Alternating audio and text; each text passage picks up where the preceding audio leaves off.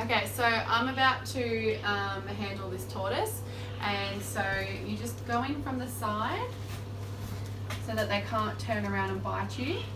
And with some good support, just hold them from both sides of the shell. Keep the tortoise away from your body because they can actually defecate on you, and just keep a lookout for her behaviour and if she's going to bite or scratch or cling on to anything. So this is basically just how you hold a tortoise. So the next reptile I'm going to handle is the northern blue-tongued lizard. I'm just going to grab him out of his enclosure by supporting the front of his body and like his front limbs and his back limbs. It's important that you keep the lizard stretched out and not cramped up.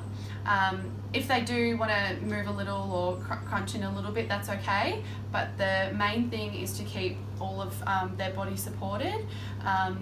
If it's a wild lizard, you can hold the front legs back a little bit more like that, just so you don't get scratched or attacked. And it's important that you're always watching the behaviour of the reptile.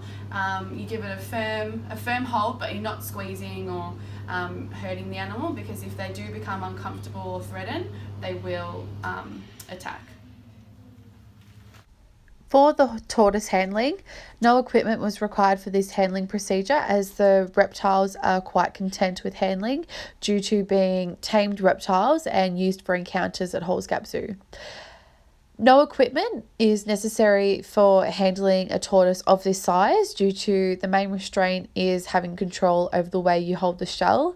Otherwise, you could actually use a towel or leather restraint gloves for more control and protection from this animal. The tortoise's response to this handling seemed to be completed with minimal stress. However, I did notice the tortoise wriggling about due to being held off the ground and by being dangled and restrained. Personal protective clothing was very minimal, mainly just long sleeve clothing. It is always important to keep a good eye on the behaviour exhibited to notice for signs of lunging or aggression, and to prepare yourself to be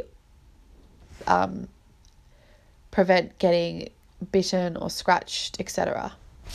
Stress symptoms in a tortoise include hiding in their shell, hissing, lunging to bite, wriggling their legs around mid-air. The only behaviour I noticed that linked to stress was wriggling. However, it wasn't excessive or aggressive, so the stress on this tortoise was minimal.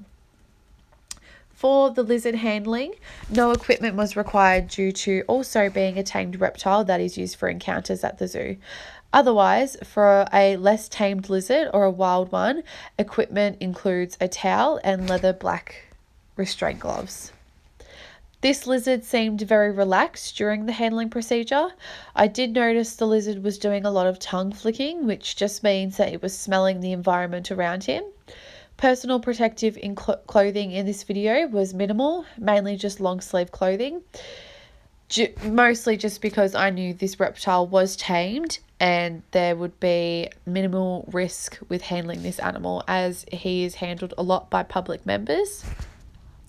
Signs of stress in blue-tongue lizards include wriggling, hissing, heavy breathing, puffing their body up, sprinting away, striking, tail whipping, clawing and biting. None of this behaviour was shown with the lizard used for this handling, as he seemed pretty content.